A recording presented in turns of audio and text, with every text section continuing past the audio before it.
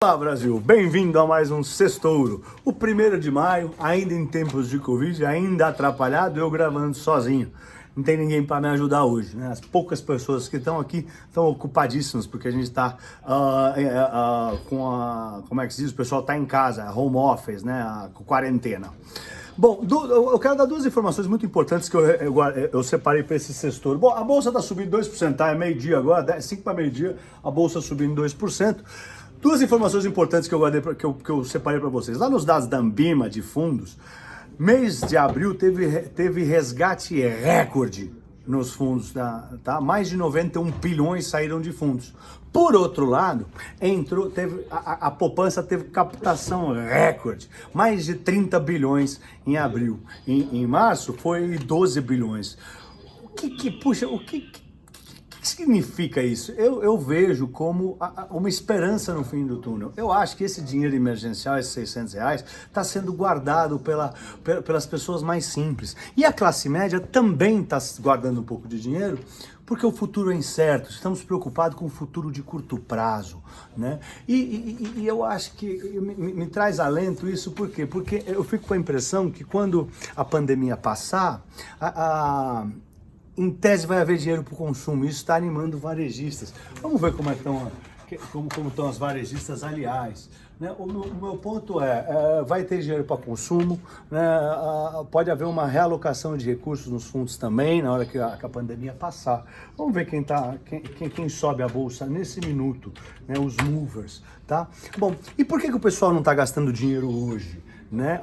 Bom, primeiro porque o futuro é incerto, né? Quem levanta a bolsa hoje por pontos, tá? A Vale é que mais levanta, Itaú, isso é sexta-feira, tá?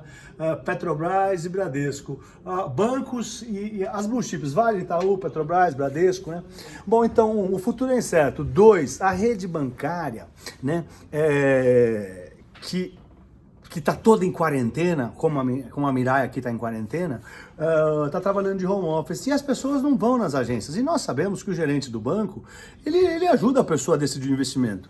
Então, como as pessoas não estão indo ao banco, não tem o gerente para convencer o cara a não tirar o dinheiro do fundo. Então, os fundos tiveram um resgate violento de mais de 91,1 bilhões de reais, e a poupança teve captação muito forte também, 30 bilhões e meio. Mês passado foi 12 bilhões e meio. Bom, mas é isso. Então, acho que talvez os pequenos e os médios investidores voltem a ser protagonista quando essa pandemia passar, tá bom? Bom, aqui estão os principais pontos do Sextouro, tá? Copom agressivo, dólar em recordes históricos, acordo da guerra comercial, os efeitos da crise, balanço, desemprego, produção industrial, FIT, petróleo, nós vamos discorrer sobre todos eles. Bom, a primeira semana, né, de maio começou mal, mas parece que tende a terminar um pouco melhor, né? A bolsa já voltou para 80 mil pontos, está 80.061, né? Mas acho que a semana foi marcada pelas acusações do Trump e a China, dizendo que eles têm responsabilidade sobre a situação do coronavírus, como que ele vai punir, né? Ele culpa eles da pandemia, o que ele poderia fazer, né? Reavivou os receios de uma guerra comercial, da escalada da guerra comercial, mas ontem à noite, na quinta-feira, esse estresse foi meio que dissipado, porque os dois negociadores e mais importantes dos Estados Unidos e da China fizeram um anúncio em conjunto, dizendo que eles continuam, que está mantida a primeira fase do acordo, que foi assinada lá em 15 de janeiro, que eles vão continuar, que a China vai comprar os produtos que está determinado no acordo que ela compre, porque o Trump está só esperando uma falha da China para, né, atacar eles e puni-los, como ele diz, que eles têm que ser punidos pelo que eles causaram do coronavírus, tá bom? Também causaram muita barulho essa semana as declarações do final de semana passado do Warren Buffett, né, que fez a reunião anual dele da Berkshire Hathaway, que é o conglomerado que administra o dinheiro de investidores americanos, investidores do mundo inteiro, mas a vasta maioria americanos lá, que ele é o gestor, né? O fundo dele está com 137 bilhões de dólares em caixa, né? Ou seja, vendeu bastante lá na máxima. E falou, inclusive, que teve um prejuízo de 50 bilhões de dólares, mas não é, que as ações que estavam dele arrefeceram um pouco. Mas acho que o ponto principal que ele avisou, nós descobrimos quem é que derrubou o preço das companhias aéreas no mundo. Foi ele, Warren Buffett. Warren Buffett vendeu todas as ações de companhias aéreas por entender que é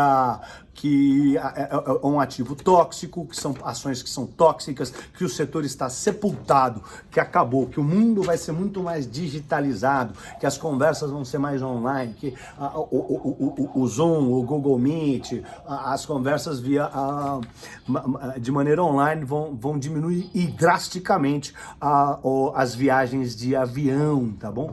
Também acho que essa semana foi marcada pelo agravamento da crise política, né, entre Moro e o presidente da República, entre outras coisas, tá?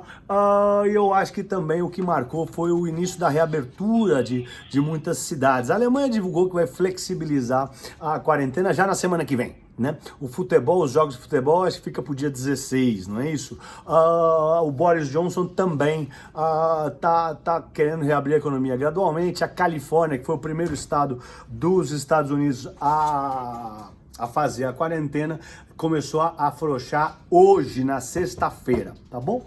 Bom, vamos lá. Por aqui a gente teve a surpresa do Copom mais agressivo, né? O Copom acabou cortando os juros em 75 bips, a maioria do mercado acreditava que o corte fosse de 50 bips, mas havia quem apostasse em 75, mas mais que isso, o Banco Central deixou a porta aberta para que a taxa de juros fosse cortada até 75 bips na próxima reunião. Ele falou que foi extraordinariamente grande, mas que não seria maior o corte na que vem, ou seja, pode ser igual, tá? Bom, isso é bom para a Bolsa, porque estimula, a gente teve 400 mil entrantes em Bolsa nos últimos 2 meses, né?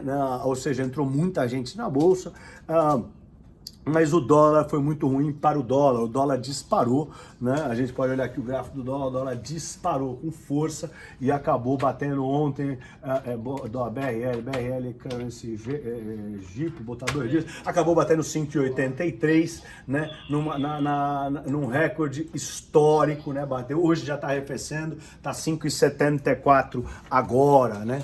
Então, inclusive, é o ponto seguinte, mas é isso, a inflação veio com deflação, ou seja, corrobora o corte do Banco Central, mas o mercado anda um pouco assustado, né? Por mais que eles tenham indicado o fim do ciclo, ainda é uma situação um pouco que deixa as pessoas um pouco nervosas. Eu acabei falando do dólar também, mas os ruídos políticos também estressaram o dólar, não foi só o corte da taxa de juros, não, né? Além da Selic baixa e os ruídos políticos, há o risco fiscal. Estou dando uma coladinha aqui, tem o risco fiscal de que os gastos imensos, né? Eu falo mais à frente, né? Até ontem a moeda estava com a mão alta, uma sequência de alta desde 2015. Então é a preocupação, o pessoal está preocupado, né? O real tem acumulado um desempenho, um dos mais negativos do mundo. Quer ver? Vamos ver aqui, vou botar aqui o WCRS, né? Poxa, isso aqui eu vou botar aqui período. Vamos botar esse ano. Como vai a moeda esse ano? Tá 0101, tá? E aqui hoje é o dia 8/5, 0805, né? Ao contrário, né? Então aqui é 0705. Vamos ver se dá. Ei, rapaz, não é ao contrário. Então é 0508 mesmo? É isso aí, ó. Olha lá. O real é a pior moeda esse ano. É a pior moeda esse ano. Depois vem o rand africano, o peso mexicano, a lira turca, o real é a pior moeda, tá? Com uma desvalorização de 30%. É muito forte, né? Bom, um outro ponto muito importante é o acordo da guerra comercial, que como eu mencionei no começo, né, arrefeceu, foi um fato relevante, a preocupação de que a guerra comercial pudesse voltar, né? O Trump tá atacando, acusando a China por um erro que eles não querem admitir, as autoridades americanas disseram que tinham provas que a doença tinha saído do laboratório de Wuhan, que vazou para uma menina que tinha um namorado, que pegou e que espalhou para o planeta, né? E eles querem que eles sejam punidos. Mas ontem os negociadores arrefeceram, dissiparam esse medo, mas ainda está embaixo o pessoal ainda está de olho, né? A FIT foi uma surpresa muito desagradável, né? A FIT acabou não fez um downgrade no Brasil, né? Mas eles... desculpe, efeitos da crise e balanços de emprego. Pulei essa. A gente teve, essa semana, Diversos indicadores econômicos e balanços que mostraram os resultados da crise, né? Você vê os balanços. O Itaú fez uma provisão de 7 bilhões de reais. O Bradesco fez uma provisão para devedor duvidoso, ou seja, pacalote, né? De 2 bilhões e 700 milhões de reais. O próprio Roberto Setúbal, né? Que ele é cofundador do Itaú, ele fez uma live dizendo que traça um futuro sombrio para o Brasil, né? Diz que os próximos 2 anos são perigosos, né? A produção industrial veio baixíssima. São Paulo teve até deflação de tanta gente, a gente não está consumindo. Mas acho que o mais importante é que todo mundo tem que ficar de olho e atento. O ministro Dr. Paulo Guedes disse que a economia está perto de colapsar e pode faltar comida nos próximos 30 dias, né? Isso é muito importante e perigoso. A gente tem que ficar de olho, tá? O IBGE também, como eu falei, né, mostrou a produção industrial caiu quase 10%, que é o 9%, 9,10%. Eu lembro, eu falei isso no Minuto Econômico também, né? A China mostrou números melhores de exportação, mas não sei se dá para confiar muito no número da China, não. E aí a gente chega na FIT, tá? A FIT também mudou a perspectiva da nota do Brasil, não mudou a nota, continua BB- lá, mas foi uma semana que a agência classificou, rebaixou essa perspectiva e tirou a gente que estava caminhando para o investment grade, agora nós, no mínimo, paramos, né? Eu acho que não, andou um passo para trás, né? Acho que foi primeiro foi a deteriorização das perspectivas econômicas, né? A gente via num cenário já vive num cenário de desequilíbrio fiscal, de baixo crescimento econômico, que agora foi agravada, né, pela pandemia desse novo coronavírus e dos gastos desenfreados que a FIT está enxergando, sem contar que ele mencionou bastante a tensão política também, né? Então isso foi algo negativo. Essa semana foi a semana do petróleo se recuperar, né?